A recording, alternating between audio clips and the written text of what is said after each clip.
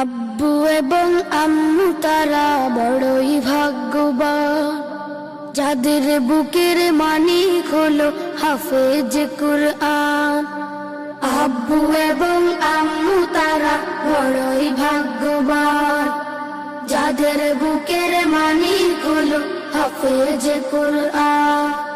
হৃদয়ে মাঝে গাঁথলো যারা হরফ নামের ফুল, তাদের সাথে হয় না কবু অন্য কারো তুল। হৃদয়ে মাঝে গাঁথলো যারা হরফ নামের ফুল, তাদের সাথে হয় না কবু অন্য কারো তুল। রবের কাছে